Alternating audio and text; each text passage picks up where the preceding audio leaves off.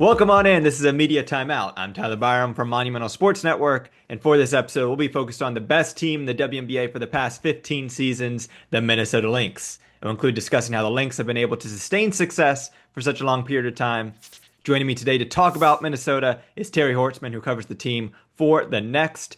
Terry, you're in every beat reporter's enviable position of covering a team that year in and year out is a winner and championship contender. But nevertheless, we won't hold that against you. Welcome to the Right. show. And let's just kind of get this started with Minnesota lost in the WNBA Finals a year ago to the New York We sure did. Liberty. First time in it's gone 5 games since the 2019 season. It looks like on a collision course yet again. How did that loss in the finals kind of set the tone for this version of the team? And what's different about the 2025 version versus the 2024 version? Yeah, first of all, thanks for having me. Excited to be here.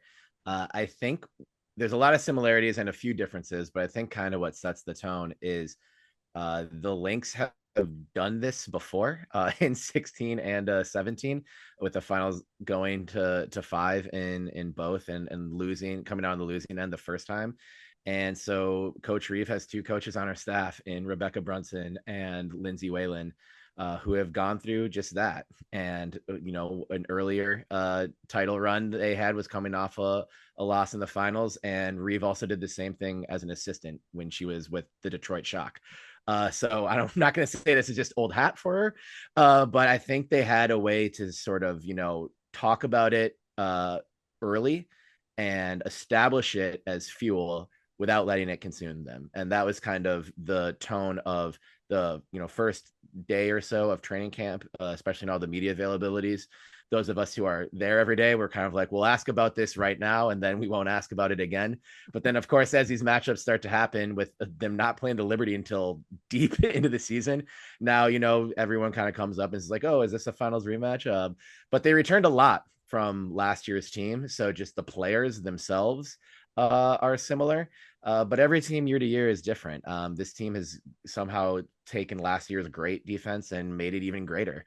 And I think, Nafisa Collier was great last year and is playing at another level this season. And I think everyone has kind of leveled up in certain spaces. And of course, those of us watching the team and talking about it, that finals loss will always be part of the narrative and in the background. But I think they've moved on, pretty succinctly from it and have, are just full steam ahead for this year.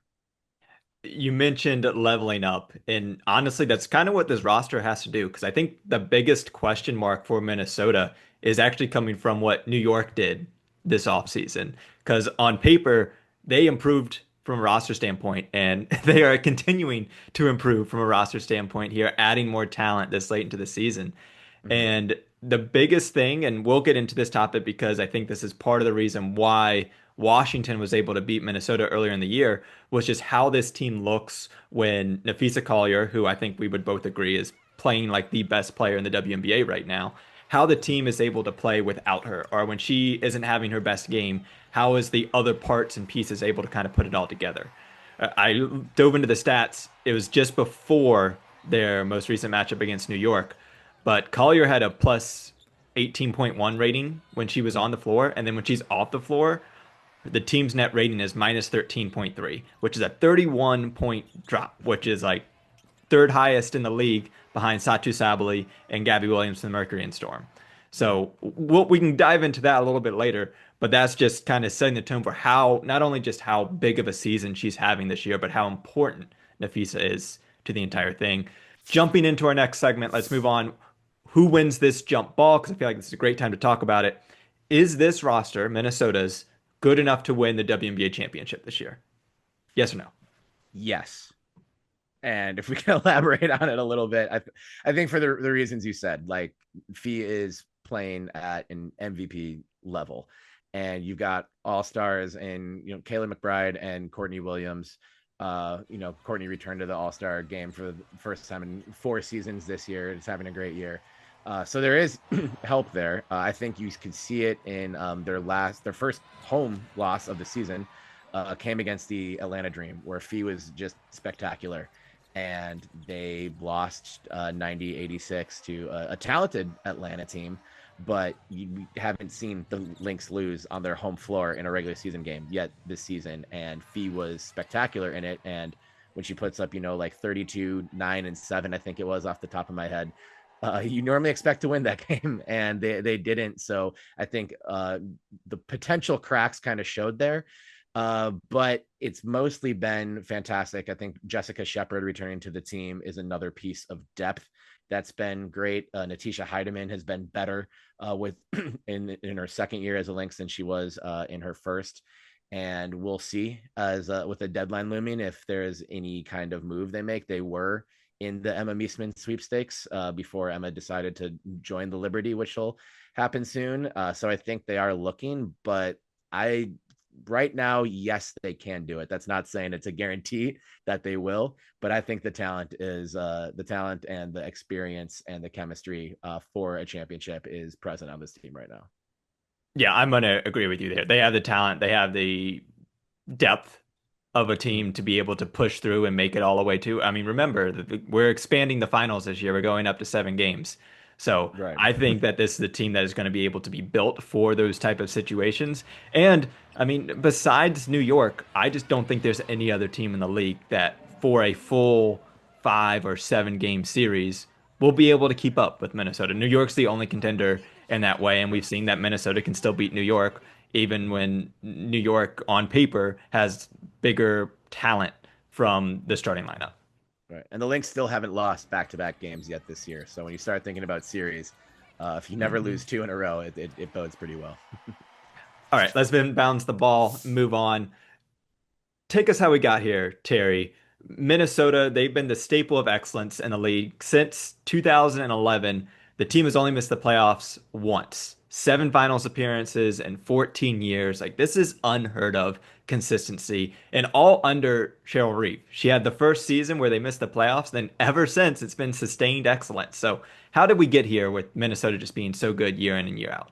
Well, I wish I knew, because then I might be coaching against Cheryl Reeve as opposed to just covering her and trying to get a feel for that brilliance. But I think it's just been sustained culture over time. There's been continuity. A lot of players spend a lot of years here. You think back to that team in 2010. Reeves' first year here wasn't a very good team, but it did have Simone Augustus. It did have Lindsay Whalen, and you get the first pick in a year that Maya Moore is going pro, so that is a bit of luck, but luck is one thing. You got to be able to take advantage of it too. And um those players were still there when a decade later Nafisa Collier comes around, so Fee got to play with the players from that dynasty of 4 championships in 7 years.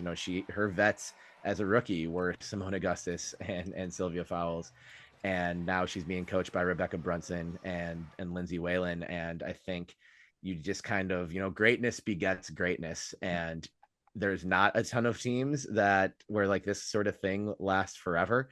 But this is now Reeves' 16th season with the Lynx, and it's a first year and a year you didn't have Nafisa Collier available because she was pregnant are the only blips where playoff basketball didn't take place. So I think just continuity and being able to establish a culture and getting a group of players who buy into it. And when the young talent comes in, you kind of either get with the program or you move on to somewhere else. And there are players who have, Bridget Carlton has been with this team since 2019. There's a lot of players who have been here for a long time, and they set the culture, and the pieces, if you want to be a part of it, you either just fall in line and make it better. So I wish I knew the exact recipe for it, but there are a lot of teams that just have great players and it doesn't always turn into anything. So I think finding the right balance of talent, but also the talent that works well together. And yeah, Coach Reeve has been kind of a master at putting those puzzle pieces together. Yeah, it was so impressive about Coach Reeve to me is that she has been able to adapt so well with how the league has changed so drastically since 2011. I mean, she also came in what was like what we would now consider the golden era of coaches when we had Bill Laimbeer, Brian Agler, Mike Tebow, Dan Hughes, Michael Cooper. Those were the ones running the league and the teams that were competing for championships year in and year out. And she came out and helped lead the Lynx to immediate championships. And she's still been able to kind of have that type of structure of the old guard of coaches, whereas like we've seen that old guard kind of get phased out a little bit throughout the league. Of there's a clear structure at the top. Every player kind of has a specific role and function within the team. If you don't play good defense, good luck Right. sticking around. And you try and deviate from those roles or kind of ideology of the team, you're not going to have success in that system. And we've seen so many teams kind of deviate from that kind of plan that just worked so well from like 2012 to 2022. But now what coaches are bringing is just something different. And she's still able to find success resonating with these young players and relying on that culture to kind of carry them forward. Yeah. And also the spoke about adapting. Like she's been nimble too. Like the way this team plays, especially offensively, is completely different from some of those championship teams. You know, like she hasn't didn't force Collier into this is how we run things here. She kind of adapted and built a whole new offense around Fee's strengths, which are different than what Maya's strengths were to an extent. So her ability to kind of know when to keep things the same and when to make changes, I think also has served this organization really, really well. We only have a couple minutes left, but we have a game upcoming between the Mystics and Minnesota. And Terry, Washington is just one of five teams that can say they've beaten the Lynx this season. That True. game came back on June 24th. Of course, to kind of catch people up for that game, that was the game where Nafisa Collier didn't play for Minnesota and Brittany Sykes didn't play for Washington. But still, you kind of feel like the Mystics created a little bit of a blueprint of how to beat this Minnesota team and how teams since have been able to replicate it a little bit. How about you expound on that? Yeah, I mean, I don't know that I would necessarily think it's for sure a blueprint because you can't really force Nafisa Collier not to play if she's healthy and available. That's a nice part of it. But I do think what they did in that game in Washington on June 24th showed a way. We're just coming off a Lynx win against the Liberty, albeit somewhat depleted Liberty team. In a game where Courtney Williams, who I mentioned, All-Star, has had a great season, but shot 1 of 13 from the floor. But on top of that, she only had 1 turnover, 13 assists, and 9 rebounds. No one on the Liberty had more than 7. In that game on June 24th, the Lynx committed 19 turnovers, and 10 of them were Courtney's. You can't necessarily bank on that happening again. And also, the Lynx have been one of the top 3 teams at protecting the ball this season. But I don't think you can try and play coy or be patient with this team. I think you need to attack and take some chances and really try to force the issue.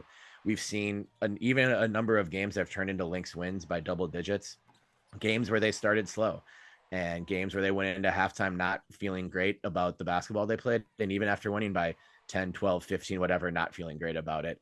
And if you can get sort of off on a good footing and force some turnovers early, and then I guess just kind of hope that turnovers beget more turnovers, then that is a way to kind of hang around a little bit longer from what I've seen, because they will make adjustments and they'll figure it out. But if you can just be difficult to play against at the point, get in some passing lanes and get out in transition, that is a way. I think I thankfully don't have to draw up schemes against Cheryl Reeve. I wouldn't do well in that scenario at all. But if I'm here at the immediate timeout, got to come up with something. So I would, try and just get out there and, turn it into a track meet and try and, really get out and win the transition game.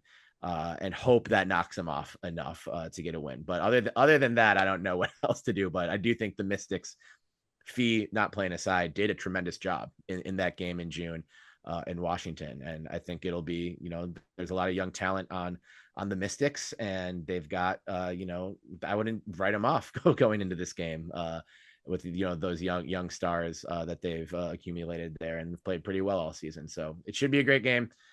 I don't know if I'd say it's for sure a blueprint what they did before, but more turnovers is definitely better than not forcing any. So that is where I would try and influence the game if I was Washington.